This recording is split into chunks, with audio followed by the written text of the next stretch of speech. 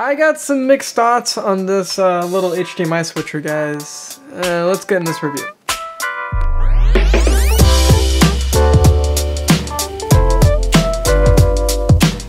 So just so you guys know, the TV is going to go in and out throughout this review for a pretty big reason of this review, but we'll get in that later on, so don't worry about that for now. Just enjoy the fun view.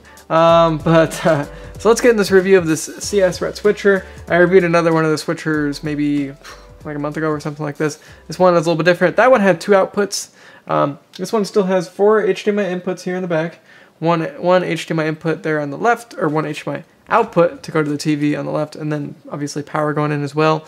And it's a little bit smaller box. Doesn't really have as many buttons. Only has one button to switch inputs, which I kind of wish I had more, but it is what it is. You do get a remote, obviously, so you got that.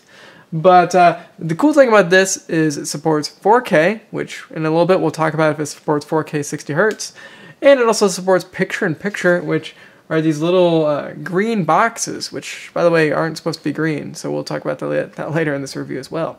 So I might as well just get talk about what's going on in the background here.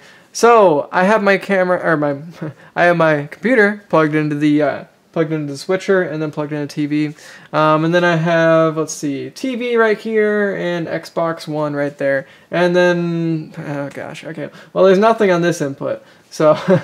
So one of the first issues I noticed whenever I plugged my PC into the switcher is that 4K 60 Hertz actually does work. And if you guys look right here, okay, well, you can't even look right there. I got some B-roll footage though I can show you guys. 60 Hertz actually works, which is pretty freaking dope, so that's nice. By the way, I'm using all the correct cables, so they're working just, they work just fine whenever I have my computer plugged straight into the TV. But whenever I use this box, 4K 60 Hertz actually does work, but what the hell is going on back here? So the video keeps flashing, basically. It pretty much only happens in 4K. I saw maybe just a little bit of stuttering in 1080p, but really nothing too wild. But 4K, it does that pretty consistently, and I really don't know why. Maybe this little box doesn't have a correct, maybe a strong enough processor to properly encode 4K 60 FPS footage. I don't really know, to be honest, but it's having a fucking seizure every 2 minutes. Well, actually every 30 seconds, really, to be honest. And then the picture-in-picture boxes, which just went away, are green. Why are they green? 4K works great on my TV, so it's obviously the box. Speaking of that picture-in-picture, whenever you're doing 1080p, it lags. So whenever I'm doing 4K, it actually does still do lagging, and it's green, so it's kind of like a double whammy, I guess. But whenever you're just doing 1080p, it's actually not green, which is nice, very cool.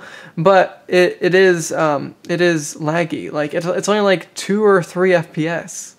What? What's the point of picture-in-picture if it's not real-time video, you know? I don't get that. And then also the resolution gets all whacked up. Right now I have, 4K. Even if everything's on 1080p and it's all in the same resolution, it still doesn't look sharp. And the picture-in-picture things should look sharp, especially since they're, so much smaller. They really should be sharper than normal. And we'll keep the picture-in-picture train going. So I have nothing going to this fourth input. I just left it blank because whatever. Whenever you leave the input blank, it just shows a black box on there. And whenever this is not in 4K, the boxes are slightly bigger, as you guys can probably see in some B-roll footage.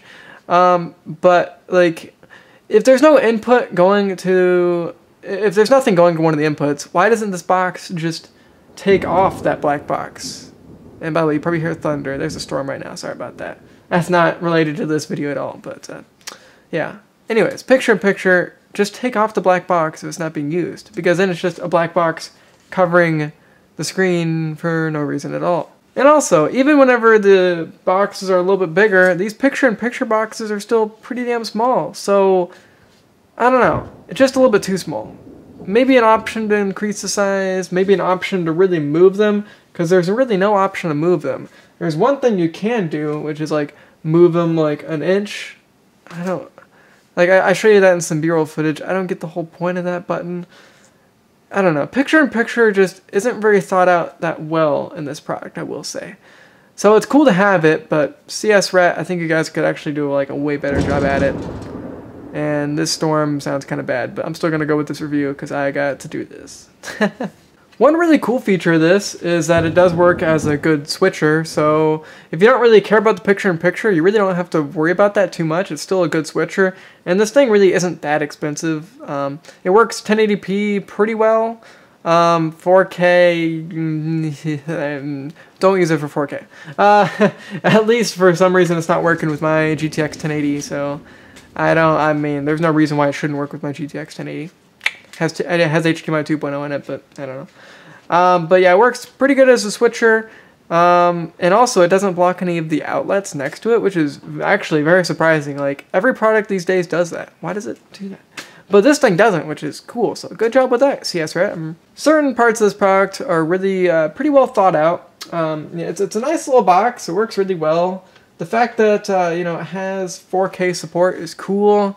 The fact that it doesn't really work with 4K blows. So if you're gonna get this thing, just really don't worry about 4K. It's cool that it works, but it really doesn't work, as you can kind of see from my flickering TV.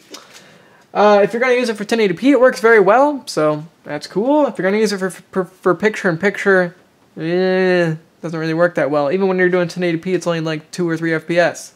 Not very good. So yeah, I don't really have much else to say. CSRET, it's a good idea, but really execution just wasn't quite there. But you know, good try. It's definitely a cool product. Just make it actually work properly, and it's gonna be pretty sweet. But would I actually recommend this product?